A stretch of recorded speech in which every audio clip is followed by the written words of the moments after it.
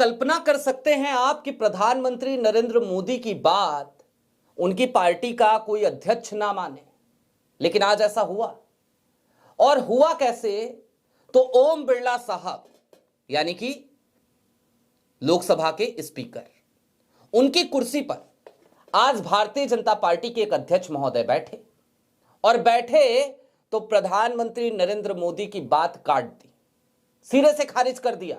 कह दिया नहीं सुनेंगे मोदी जी आपकी बात, हम पूरे देश से करते रहिए मन की बात, हम नहीं सुनेंगे। और इतना ही नहीं किया बल्कि लोकसभा की गरिमा को तार तार करने का काम आज भारतीय जनता पार्टी के अध्यक्ष ने किया है। इसके साथ ही साथ दूसरी खबर भी, 2 दिन से हंगामे लगातार चल रहे हैं। आज घुटनों पे आना पड़ा मोदी जी को, विपक्ष के सामने, इंडिया अलायंस के सामने झुक गई सरकार। एसआईआर के मुद्दे पर, वोट चोरी के मुद्दे पर, सारी बातें जरा विस्तार से। नमस्कार, मैं स्वप्निल और आप मुद्दा देख रहे हैं। दोस्तों आगे बढ़े उससे पहले वही छोटी सी अपील। मुद्दा इन दिनों एक गंभीर आर्थिक संकट से जूझ रहा है। एक तरफ हमारे मेन बैंक अकाउंट फ्रीज चल रहे हैं तो दूसरी तरफ हमारे 2.5 साल पुराने चैनल को हमसे लंबे समय तक छीन कर रखा गया था। ऐसे में डे टू डे ऑपरेशंस में मुद्दा को काफी मुश्किलों का सामना करना पड़ता है। लिहाजा आपसे गुजारिश है, यदि आप चाहें, यदि आप सक्षम हो तो छोटी छोटी मदद मुद्दा की जरूर कीजिएगा। इसके लिए आप स्क्रीन पर दिख रहे क्यूआर कोड या फिर के नीचे दिख रहे यूपीआई नंबर का इस्तेमाल कर सकते हैं।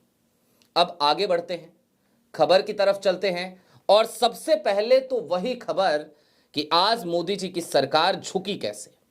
आपकी स्क्रीन पर दैनिक भास्कर की एक हेडलाइन है और यह हेडलाइन आपको बताती है कि एसआईआर पर चर्चा के लिए सरकार और विपक्ष तैयार।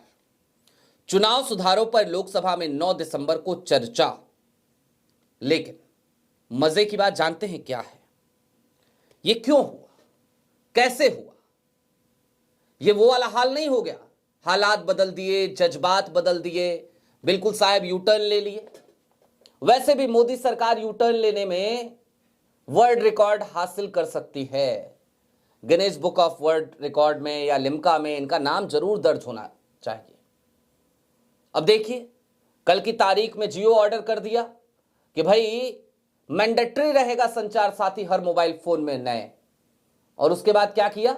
आज सिंधिया साहब ने यू टर्न ले लिया, क्योंकि भक्त मंडली बगावत कर रही थी तो फिर से एक यू टर्न। झुकना पड़ा साहब को। और कैसे झुके?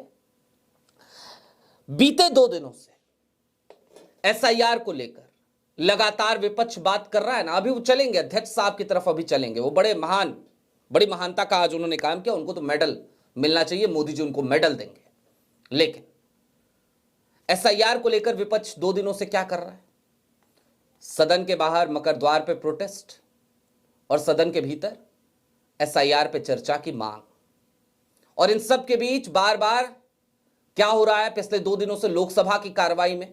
खास तौर पर अगर देखिए आप, ओम बिरला साहब सुबह 11 बजे आते हैं, 15, 16, 20 मिनट जो सदन चला पाते हैं, उसके बाद चले जाते हैं। हालांकि सबसे ज्यादा कैपेसिटी उन्हीं के पास है, वही हैं जो 15-16 मिनट तक झेल पा रहे थे विपक्ष को। क्योंकि उनके बाद जो लोग आ रहे थे, बिरला साहब तो उसके बाद हिम्मत नहीं जुटा पा रहे थे वापस आने की। कह रहे थे हम नहीं जाएंगे ना। मोदी जी कहते होंगे अरे बिरला साहब आओ बैठो। बिरला साहब कहते होंगे ना ना साहब बड़ी बेइज्जती हो रही है, हम नहीं जाएंगे, डर लग रहा है साहब, हम नहीं जाएंगे। साहब अब पहले वाली बात कहां रही साहब? अब पहले वाली बात कहां रही?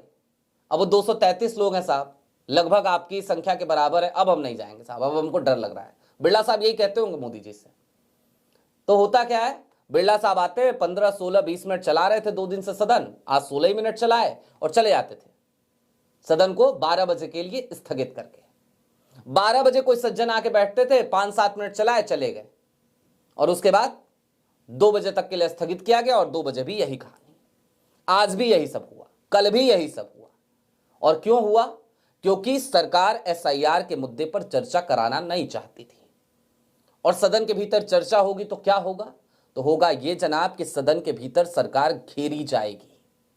सदन के भीतर वोट चोरी के मुद्दे पर विपक्ष तमाम चीजें रखेगा ऑन रिकॉर्ड। अभी तक राहुल गांधी जो प्रेस कॉन्फ्रेंसेस करते थे ना, उनका कोई मतलब नहीं है। लेकिन सदन के भीतर जब राहुल गांधी वही सारे सबूत रखेंगे तो सोचिए इसका असर क्या पड़ेगा। वोट चोरी के खिलाफ सबसे बड़ी लड़ाई की वास्तविक शुरुआत इस देश में इस शीतकालीन सत्र में होने जा रही है। आज इस बात का ऐलान हो गया। सरकार झुकी, घुटने पे बैठी, इंडिया अलायंस के सामने अपने कान पकड़े और बोला कि भैया चलो झुक जाते हैं, हो गई गलती, 2 दिन बीत गए, अब हम और नहीं झेल पा रहे और हमारी बेइज्जती मत करो, हम एसआईआर पे चर्चा करेंगे। लेकिन कितना बेहतर होता आज ही ये हो जाता, नाक नहीं कटती। जॉर्जिया के तमाम लोग आकर के गैलरी में बैठे थे, चेयरपर्सन भी थे वहां के संसद के, उसके बाद भी नाक आज कटवा दी, और जब नाक कट गई तब जाकर के अकल ठिकाने आई।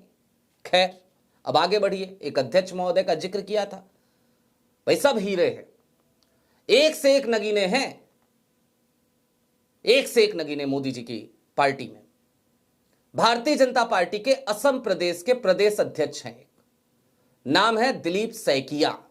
क्या नाम है? दिलीप सैकिया।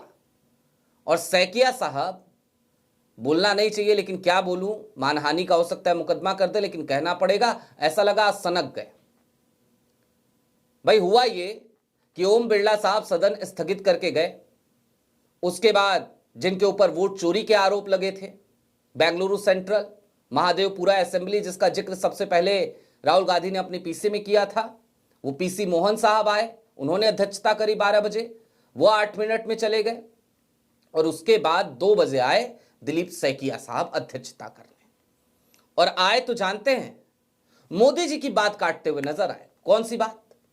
मोदी जी ने कहा था ना कि शीतकालीन सत्र में ना जय का उल्लास दिखे, अहंकार दिखे, ना पराजय की हताशा दिखे, निराशा दिखे, इन सब से उठकर बात करेंगे, सदन में चर्चा करेंगे। क्या बोलते हैं मोदी जी, आप मुरीद हूं आपका, क्या बोलते हैं आप। लेकिन उन्हीं की बात को कैसे काटा दिलीप सैकिया ने, देखिए। आप क्यों बार बार एसआईआर के बारे में बोल रहे हैं? एसआईआर के ऊपर चर्चा होगा बोला है। बिहार में एसआईआर हुआ, परिणाम आपने देखा। बिहार में एसआईआर हुआ, परिणाम आपने देखा। जनता को अच्छा लगा बिहार में एसआईआर। जनता ने भरपूर स्वागत किया, समर्थन किया एसआईआर को जनता ने, बिहार के जनता ने। प्लीज कृपा करके बैठ जाइए। सुना आपने दिलीप सैकिया को? ये जनाब सांसद भी हैं, भारतीय जनता पार्टी के प्रदेश अध्यक्ष भी हैं, असम के, उसी असम के जहां पे कुर्सी पे विराजमान हैं शाह साहब के चहेते, लाडले, आंखों के तारे, और कोई उपमा होती हो तो लगा लीजिए, हिमंता बिस्वा शर्मा साहब मुख्यमंत्री हैं वहां के, उसी राज्य के प्रदेश अध्यक्ष हैं भाजपा की, दिलीप सैकिया। और क्या कर रहे थे? बिहार का जश्न। अरे स्पीकर की कुर्सी पे बैठे हो, कुछ शर्म है? शर्मिंदगी हुई ये सब बोल के?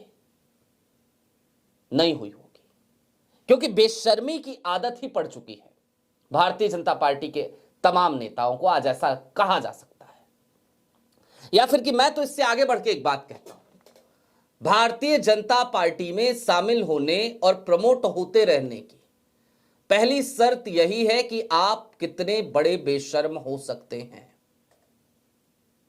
भारतीय जनता पार्टी के लोगों को बुरा लगेगा ये, लेकिन सच्चाई यही है। और अगर ऐसा नहीं है तो दिलीप सैकिया आज स्पीकर की कुर्सी पर बैठकर, चेयर पे बैठकर यह हरकत नहीं कर रहे होते। आप जश्न मना रहे हैं उस कुर्सी पर बैठकर, जिस कुर्सी का काम है कि वो सत्ता पक्ष हो या फिर कि विपक्ष हो, दोनों को एक निगाह से देखे, एक ही तराजू में तौले।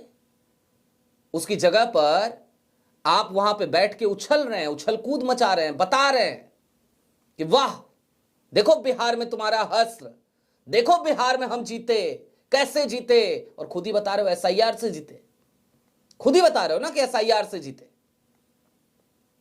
ये एसआईआर में कितने नाम कटे, कितने वोट कटे, क्यों कटे, कितने घुसपैठिया थे, आप तो भाई असम प्रदेश के अध्यक्ष हैं, आपके एक पूर्व राष्ट्रीय अध्यक्ष हैं अमित शाह साहब, मौजूदा समय में गृह मंत्री हैं।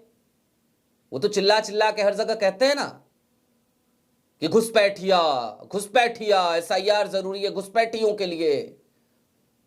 उनको भी शर्म नहीं आती है। वैसे खुद गृह मंत्री हैं, 6 साल हो गए, अभी भी घुसपैठिया घुसपैठिया चिल्ला रहे हैं।